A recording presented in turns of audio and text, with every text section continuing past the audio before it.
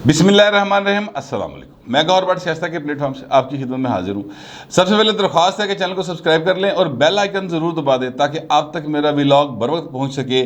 खबर यह है कि वज़ीर आज़म शहबाज शरीफ की रावलपिंडी के साथ मुहब्बतां सच्चियाँ गूढ़ियाँ बचपन दी मुहब्बतां जड़ियाँ ना वो इत्तेहादी जमातों के दरमियान भी और ख़ुद नवाज शरीफ की को भी रड़कना शुरू हो गई हैं। वो भी थोड़ा सा इसको ना घूरी पा के देख रहे हैं। ये सारा मामला क्या है इस पर बात करूँगा, लेकिन उससे पहले भी बल्कि इसी पे बात करते हैं। जो दूसरी बात है वो एक इमरान खान की एक आइटम है, वो चूँकि ज़रा आइटम सॉन्ग के तौर पर मैं पेश कर रहा हूँ। जिस तरह होता है नहीं कि कोई बहुत मशहूर अदाकारा होती है, वो आइटम सॉन्ग उसका डाल के तो फिल्म चलाने की कोशिश की जाती है। तो वो आपको मैं आइटम सॉन्ग जो है ना वो एंड पे जाके आपको दिखाऊंगा, तो आप ज़रूर देखिएगा, इंजॉय करेंगे।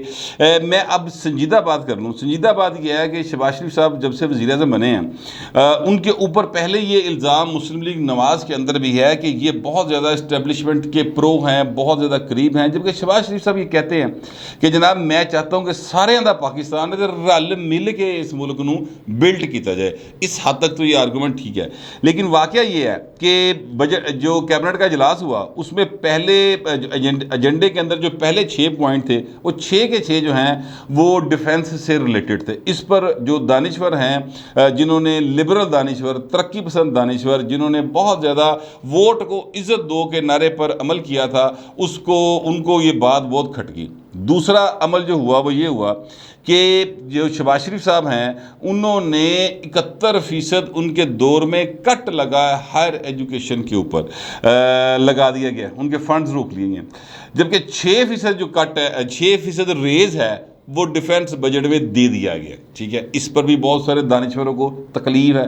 बहुत सारे दानिश्वर जो हैं इस पर बात कर रहे हैं कि पाकिस्तान को तालीम की ज़रूरत है, पाकिस्तान को ज़रूरत है अवेयरनेस की, पाकिस्तान को ज़रूरत है पढ़े लिखे नौजवान की, ऐसे नौजवान की जो अपना रोज़गार कमा के खा सकता हो, और ए भाई केड़े पासे टुर पे है। ठीक है, तीसरी जो बात है वो ये है जो कि कल एक नोटिफिकेशन हुआ और उस नोटिफिकेशन ने बहुत सारी जो आईब्रोज है ना उन्होंने ज़रा पुट्ठा सीधा करता। तो लोगों ने भावां चढ़ा चढ़ा के वेख्या बोजी कि एक ही हो रहा है, त्यूड़ियाँ पड़ गई सर लोगों के माथों के ऊपर।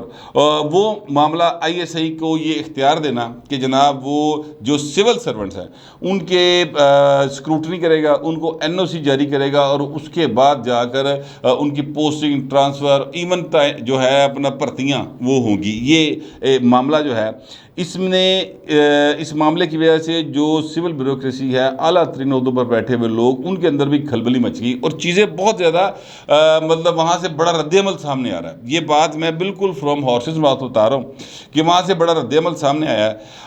और वो अब सिविल ब्यूरोक्रेसी जो है वो ज़ाहिर है फिर काम को उड़ाने में, उसको डिले करने में, उसको मतलब रोड़े टकाने में उन्होंने तो फिर मलका हासिल है ना सर, उत्ते कोई काम रेड़े नहीं देंगे।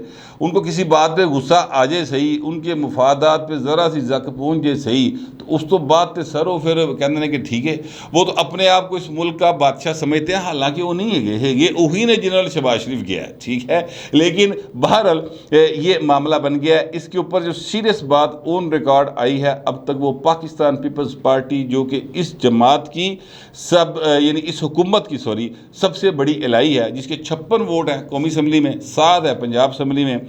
और उनका दावा ही है जरदारी साहब का कि उन्होंने इस सारे जो गेम प्लान था उसके मास्टरमाइंड वो थे कि किस तरीके से इमरान खान को बाहर निकालना है और किस तरीके से शहबाज शरीफ को वज़ीर आज़म बनाना है। ये सारा गेम प्लान आसिफ जरदारी का किया हुआ, वो कम अज़ कम ये क्लेम ज़रूर करते हैं। अब जो फरदुल्ला बाबर साहब है वो सेक्रेटरी जनरल है सर पाकिस्तान पीपल्स पार्टी पार्लियामेंटेरियंस के, यानी वो पार्टी जो इस वक्त इक़्तिदार में है सिंध के अंदर और वफाक के अंदर, वो पार्टी के वो सेक्रेटरी जनरल हैं। उन्होंने 2 ट्वीट्स किए हैं सर आज, कल किए ट्वीट 2 उन्होंने, और वो 2 ट्वीट जो किए हैं उन ट्वीट्स में ये कहा गया है कि जनाब ये जो कोलिशन गवर्नमेंट है और इसमें किस तरह से हो सकता है कि जनाब आप अपने तौर पर ये सारे फैसले कर लें, बाकी कोलिशन पार्टनर्स को किसी हवाले से इत्माद में नहीं लिया गया और ये अनएक्सेप्टेबल है। ये अल्फाज उन्होंने इस्तेमाल किए हैं दीगर कोलिशन पार्टनर्स के लिए, और इसको हम हर सूरत में चैलेंज करेंगे, इसको हर सूरत में हम अपोज करेंगे। ये उनकी तरफ से बड़ा क्लियर कट पार्टी का स्टेटमेंट आ जाता है। देखिए, जब कोई सेक्रेटरी जनरल किसी पार्टी का स्टेटमेंट जारी करता है तो इसका मतलब ये होता है कि वो पार्टी का स्टेटमेंट है। यानी इसका मतलब ये है कि आसिफ जरदारी साहब को इस बात पर शदीद गुस्सा है, दुख है, रंज है, या उनको उनकी पार्टी पॉलिसी के खिलाफ है। बिलावल साहब को तो मैं बिल्कुल कह सकता हूँ कि बिलावल साहब इस चीज़ के ख़िलाफ़ होंगे कि जनाब ये ISI को ये इख्तियार दे दिया जाए कि वो सिविल ब्यूरोक्रेसी की तैनातियों, उनकी जो है अपना ट्रांसफ़र के ऊपर, उनकी भर्तियों के ऊपर उनसे रिपोर्ट तलब की जाए, उनसे NOC ले, इसके ऊपर उनको शदीद एतराज़ होगा। इतना मैं जितना कि बिलावल साहब को मैं जानता हूँ, उनका इस पर एतराज़ होगा।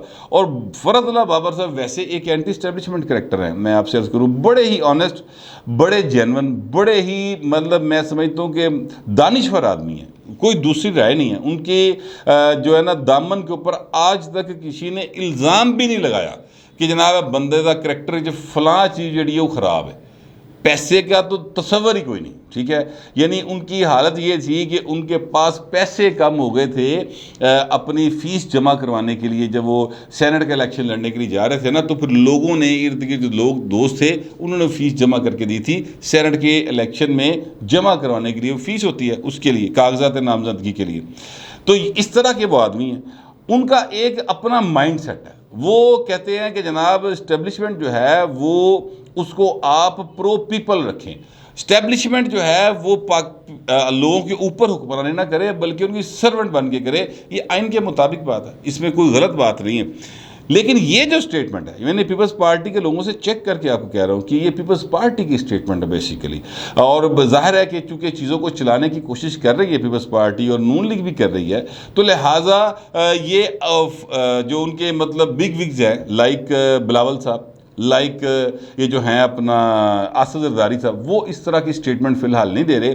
तो अपने जो इस तरह के ओहदेदार हैं उनसे ये स्टेटमेंट्स जो दिलवाई जा रही हैं। आपको याद होगा खुर्शीद शाह साहब जो हैं, उन्होंने भी इतराज़ किया था कि यार कैबिनेट का इजलास बुलाएं। आप क्या कर रहे हैं कि जनाब जो है मोबाइल के उत्ते, व्हाट्सएप के उत्ते समरी घुमा के अप्रूवल ले रहे हो, ये तरीक़ेकार नहीं है। आप कबीना का इजलास बुलाएं, बाकायदा फिज़िकली वहाँ पे लोग मौजूद हों, उसमें बहस हो, फिर फैसला किया जाए। ये कोलेक्शन गवर्नमेंट है, ये है मामला। दूसरी तरफ पे जो मुस्लिम लीग नून के सरबराह हैं नवाज शरीफ साहब, उनके करीबी जो हैं वो परवेज़ रशीद साहब हैं, उनके करीबी जो हैं वो मरीम नवाज शरीफ साहब हैं, उनके करीबी जो लोग हैं, जो दानिश्वर उनके करीबी हैं, और जो पार्टी के अहम लोग हैं, उनकी भी जो है ना तिवड़ियाँ माथे पे आई हैं कि शहबाज शरीफ साहब किहड़े पासे टुर पे ने।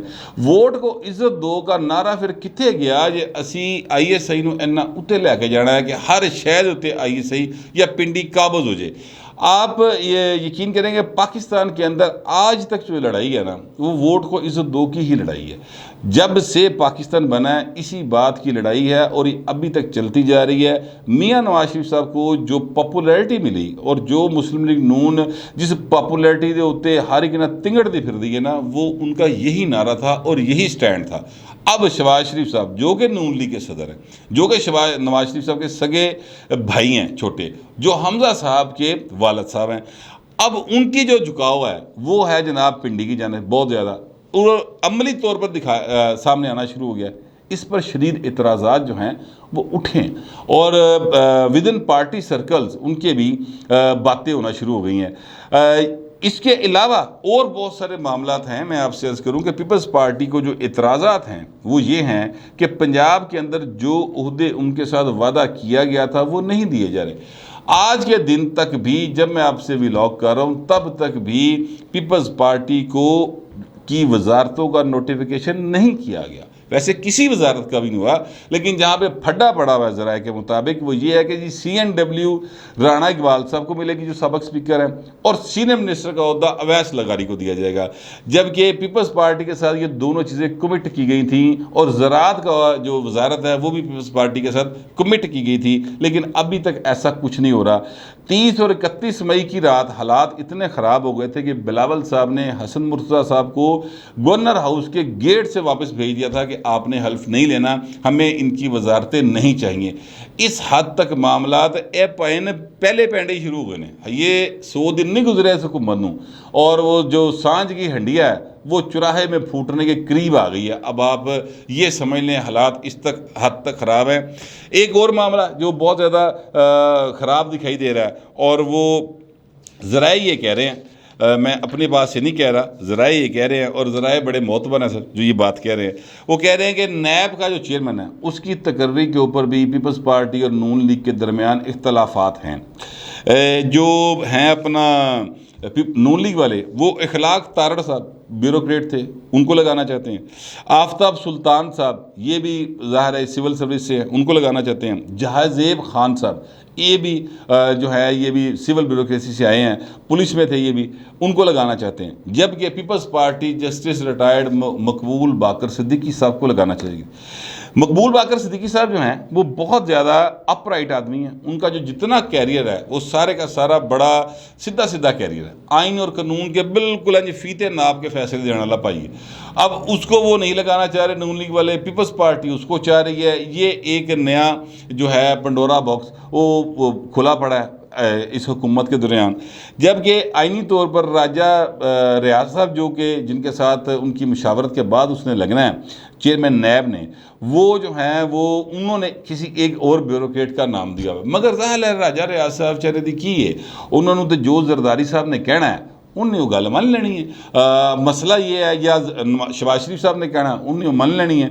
मसला ये है कि चूँकि पीपल्स पार्टी सबसे ज़्यादा क्या कहना है कलेक्शन पार्टनर है सबसे बड़ी, और उसका वो कहती है कि हमारा गेम प्लान था, हम ये लेके आए सारा सेटअप, और उसको चलाने के लिए बिलावल साहब ने दौरे किए हैं सर। 17 दिनों के अंदर 5 मुल्कों के उन्होंने दौरे किए हैं, और जो $2.3 अरब का कर्जा रीशेड्यूल हुआ है किस्म का समझ लें चाइना की तरफ से, वो बिलावल साहब की वजह से हुआ है।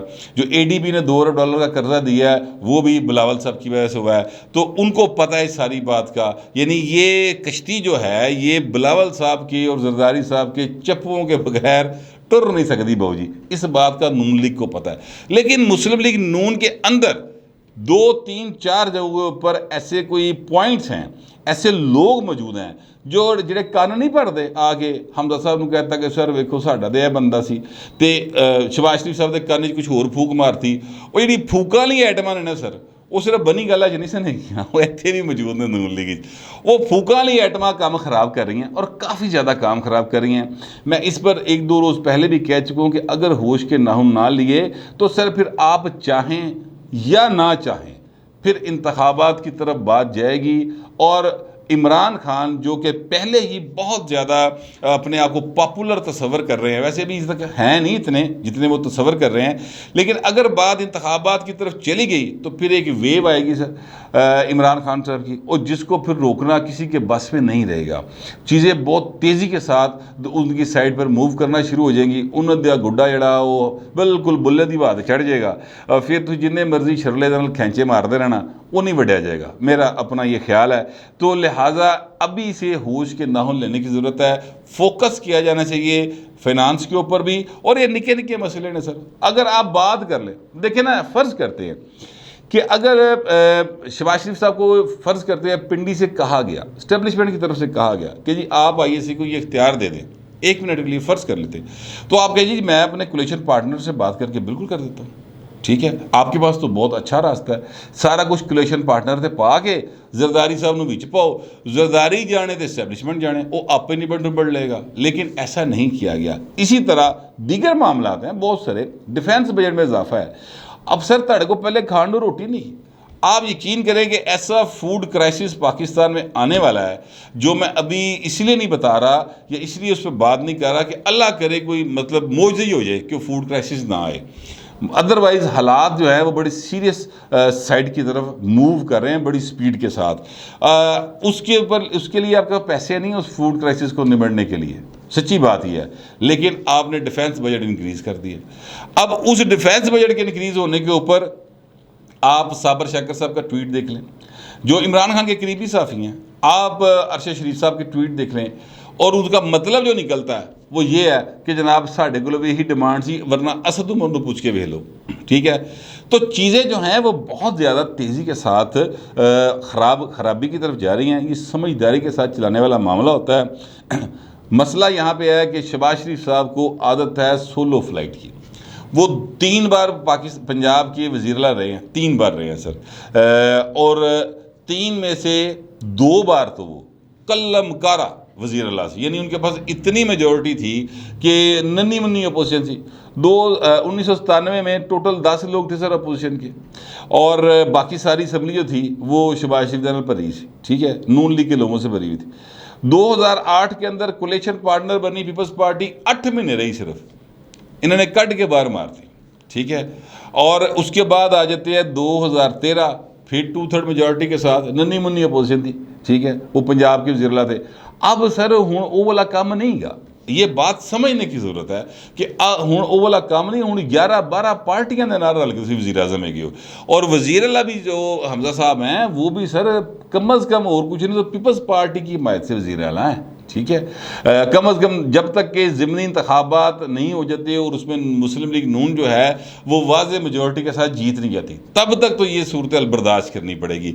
इस सूरत हाल को एक्सप्लाइट कर रहे हैं कौन लोग, जो दरमियान में होते हैं ना, क्या कहना चाहिए, इधर की बात उधर पहुँचाने वाले और उधर की बात इधर पहुँचाने वाले, और एक और तीजे पासे भी गल दस रहे होंगे, उन पर नज़र रखने की ज़रूरत होती है। और मेरा ख्याल है कि नून लीग फ़िलहाल उन पर नज़र नहीं रख पा रही, वो सिर्फ अपना प्रोटोकॉल इंजॉय कर रही है, असी हुकूमत से आ गए हैं, वो सिर्फ इस बात को इंजॉय कर रही है, वो उस तरफ नहीं देख रही। ये चीज़ें यहाँ से ख़राब होंगी, लेकिन एक उम्मीद की किरण है। नवाज शरीफ साहब ने इस बात का नोटिस ले लिया, जितनी बातें मैंने आपको बताई हैं, और वो इस पर जो है वो यकीनन अपने भाई से बात करेंगे ज़राए के मुताबिक, और चीज़ों को बेहतर करेंगे। और जरदारी साहब से भी वो बात करेंगे कि यार मैं मामला संभाल लेना, घबरा ना, चीज़ें बेहतरी की तरफ लेके जाएंगे, क्योंकि इस वक्त फौरी तौर पर किसी का भी इंतखाबात की तरफ जाना इन सारी पार्टियों में से बिल्कुल उनके बारे में नहीं जाता। पेट्रोल की कीमतें बढ़ी हुई हैं, लोग महंगाई से चीखे मार रहे हैं, इसलिए कोलेशन गवर्नमेंट टुट गई तो भार किते पैना, नून लीग ते पैना। पीपल्स पार्टी ने तो कहना कि जनाब असी तो देखो है $5 अरब लिया के देता सी, ये नून लीग नहीं चला सकी। ये मामला इस वक्त हैं। अच्छा, मैं अब आता हूँ उस बात की तरफ जो मैंने एटम सॉन्ग कहा था, लेकिन उस एटम सॉन्ग से पहले मैं आपको एक बात बताऊँ कि इमरान खान साहब जो हैं वो पेशावर बैठे हुए थे और अभी तक वहीं पे बैठे हुए हैं, लेकिन भाएं उत्थे कहा नहीं पाई। ये मियाँ ताहिर साहब हैं, डायरेक्टर न्यूज़ हैं 24 चैनल के, सीनियर सहाफ़ी हैं, उन्होंने एक ट्वीट किया हुआ है, और वो ट्वीट जो है उसमें वो कहते हैं कि इमरान खान साहब ने किसी को दावत दी सर डिनर की, और महमूद खान को भी के ज़रिए भी पैगाम भेजा, लेकिन भाएं कहा नहीं पाई उसे, ठीक है। और वो अब ज़्यादा डेस्परेट हो गए हैं, शायद इसी डेस्परेशन में ये जो इमरान खान की हालत ये है कि उनसे चीज़ें प्रॉपर पढ़ी भी नहीं जा रही देखकर। और जो एटम सॉन्ग मैंने आपसे कहा था वो इमरान खान का यही एटम सॉन्ग है जो मैं आपके सामने रखने लगा हूँ। वो आप एटम सॉन्ग इंजॉय करें, और जो भी उस बारे में आपका ख्याल होगा वो ज़रूर लिखिएगा। मैनू नहीं समझ आया भाई की दसना चाह रहा है तो की कहना चाह रहा है, की समझाना चाह रहा है, मुझे नहीं समझ आया। अगर आपको समझ आ जाए तो कमेंट्स के अंदर ज़रूर लिख दीजिएगा, ताकि उनको पढ़ के शायद मुझे भी समझने में आसानी पैदा हो जाए। बाकी यूथी कौम तो बड़ी समझ है सर, उन्होंने बारे से बंदा गाल ही नहीं कर सकता। तो फिलहाल आप ये जो है ना ये आइटम सॉन्ग इंजॉय करें और मुझे इजाज़त दें। अपनी ये ज़रा सुने, हमारे दौर में हम जब आए थे 1680 औसत आमदनी थी। हमारे 3.5 साल के बाद 26,000 हमारे